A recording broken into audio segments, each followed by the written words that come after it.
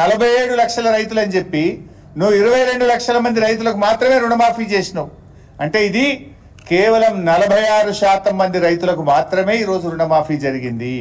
అంటే సుమారు 25 లక్షల మంది రైతులకు ఇవాళ రుణమాఫీ నువ్వు ఎగనామం పెట్టినావు.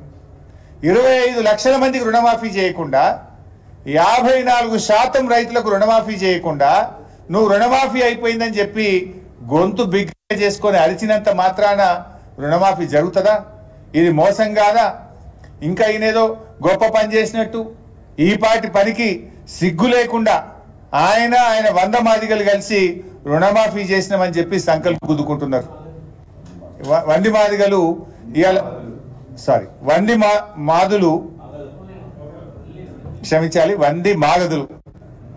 వంది మాగదులు రుణమాఫీ పూర్తయిందని ఈరోజు వాళ్ళు సంకల్పం గుద్దుకుంటున్నారు. నిజంగా అయింది ఎంత? అయింది తక్కువ, కానటువంటి రైతులు ఎక్కువ. 54% మంది రైతులకు రుణమాఫీ కాలేదు. ఇవి నేను చెప్పిన లెక్కలు కాదు, స్వయంగా కేబినెట్ నిర్ణయాలు. కేబినెట్ అయిన తర్వాత ముఖ్యమంత్రి చెప్పిండు ఇది 31,000 కోట్లని 47 లక్షల మంది రైతులకు రుణమాఫీ చేస్తాం ఆగస్టు 15లోగా అన్నారు.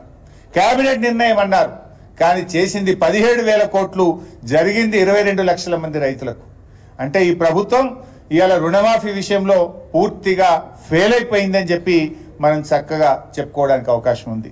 ఇప్పుడు ఎట్లుందంటే చెప్పటోనికి చెవుడైనా వినటోనికన్నా వివేకం ఉంటుంది కదా. నువ్వు నీ ముఖ్యమంత్రి కుర్చీలో కూర్చున్నావు, నోటికి వచ్చిన మాట్లాడుతావు, కానీ వినే ప్రజలు నేనేమనుకోవాలి? ఆ పదవికి ఉన్న గౌరవం పోదా? నువ్వు క్యాబినెట్లో చెప్పిందేమో 31,000, 17,000 కోట్లు చేసి రుణమాఫీ చేసిన అంటే ఇది ప్రజలను, రైతులను, ఈ రాష్ట్రాన్ని తప్పుదో పట్టించడం తప్ప ఇంకోటి కాదు. అయినా ఇంకో మాట, గతంలో మా ప్రభుత్వం ఉన్నప్పుడు ₹1,00,000 రుణమాఫీ చేస్తే 36 లక్షల మంది రైతులకు రుణమాఫీ జరిగింది. ఆ రోజు 17,000 కోట్లు చేశాం. మరి నువ్వు 2 లక్షలకు రుణమాఫీ చేస్తే సంఖ్య పెరుగుతుందా తగ్గుతుందా? నువ్వు 2 లక్షల రుణమాఫీకి చేస్తే ఇప్పుడు నువ్వు ఎంతమందికి అయిందంటున్నావు? 22 లక్షల మందికి అయిందంటున్నావు. మరి 36 నుంచి 22 అంటే 14 లక్షల మంది తగ్గుతారు ఎక్కడన్నా?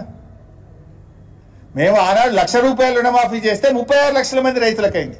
మరి 2 లక్షల రుణమాఫీ చేస్తే 22 లక్షల మందికి ఎట్లయితుంది? అంటే 14 లక్షల మంది రైతులకు నువ్వు కోత పెట్టినావు. వాస్తవానికి 36 కంటే పెరగాలి. 1,00,000కు 2 లక్షలకు తేడా ఉంది కదా. మేము ఆనాడు 1,00,000 చేస్తేనే 36 లక్షలు అయితే, నువ్వు 2 లక్షలు చేస్తే ఈ 47 లక్షలు జరగాలి కదా. కానీ 22 లక్షల మందికే చేసినావంటేనే దీంట్లో అర్థమైపోయింది ఎవరిని మభ్య పెడుతున్నావు, ఇవాళ ఏమనుకుంటున్నారు, ఎవరిని మోసం చేస్తున్నారు అనేది చాలా స్పష్టంగా ఈ రాష్ట్ర రైతులందరికీ కూడా అర్థమవుతా ఉంది. పట్టబగలు నట్టనడి బజార్లో ఇవాళ నిట్ట నిలువున రైతుల్ని ముంచి పరేషాన్ చేస్తున్నావు. నువ్వు నిజంగానే రుణమాఫీ అయిందనుకుంటున్నావా? ఒకవేళ రేవంత్ రెడ్డి గారికి నేను సవాల్ విసురుతున్నా, నిజంగా సంపూర్ణంగా రైతు రుణమాఫీ పూర్తయిందంటే నువ్వే చెప్పు, ప్లేస్ చెప్పు, డేట్ చెప్పు, టైం చెప్పు, ఏ జిల్లాకు పోదాం, ఏ మండలానికి పోదాం, ఏ గ్రామానికి పోదాం, నువ్వు చెప్పు, నేను వస్తా. నా నియోజకవర్గానికి వస్తావా, నీ నియోజకవర్గానికి పోదామా, రాష్ట్రంలో ఎక్కడికి పోదామో నువ్వే డిసైడ్ చేయి. అక్కడనే పోయి ఆ ఊర్లో రైతులను అడుగుదాం, కుల్లా రుణమాఫీ అయిందో కాలేదో తేల్చేద్దాం. ఊకే నువ్వు నోరున్నది కదా, మైక్ ఉన్నది కదా అని నోటికొచ్చినట్టు మాట్లాడితే రుణమాఫీ కాదు. పోదాంపా, ఏ ఊరికి పోదామో, ఏ ఊర్లో నిన్న పోయి అడుగుదాం రుణమాఫీ సంపూర్ణంగా అయిందా కాలేదా. నువ్వు చెప్పిన ప్రకారంగా 15 ఆగస్టుకు ఆ గ్రామంలో రైతులందరికీ రుణమాఫీ అయిందా లేదా, మరి అక్కడనే పోయి అడుగుదాం. నేను ఉదాహరణ చెప్తా. ఇవాళ మా జహీరాబాద్ నియోజకవర్గంలో ఏడాకులపల్లి అనే ఒక పిఎస్సిఎస్ ఉంటుంది, కోఆపరేటివ్. ఏడాకులపల్లి పిఎస్సిఎస్ లో చూస్తే అక్కడ ఉన్నటువంటి రుణమాఫీకి అర్హులైనటువంటి రైతులు 487. 3 విడతల్లో రుణమాఫీ ఎందరికైందంటే 192 మందికి, సగం కూడా కాలే. కావలసిన డబ్బు 6 కోట్లు అయింది, 1,38,00,000. ఇది రుణమాఫీ అయినట్ట. అదేవిధంగా నా నియోజకవర్గంలో తడకపల్లి అనే గ్రామం, సిద్దిపేట మండలం తడకపల్లి గ్రామంలో రుణమాఫీకి అర్హులు 720, అయింది 355. అదేవిధంగా బోరంపేట, మా వివేక్ గౌడ్ గారి నియోజకవర్గంలో కుత్బుల్లాపూర్ నియోజకవర్గం బోరంపేట పిఎస్సిఎస్ లో 632 మంది రైతులు ఉంటే కేవలం 14 మందికి మాత్రమే లోన్ వేవర్ జరిగింది. ఇక రుణమాఫీ అయిపోయిందని నువ్వు మాట్లాడబట్టివి. నా నియోజకవర్గంలోని బక్రీ చెప్పాల్ వెల్కటూరులో రుణమాఫీకి అర్హులైన రైతులు 620, అయింది 320, కానటువంటి వాళ్ళు 400 మంది. ఇవాళ మేము తెలంగాణ భవన్లో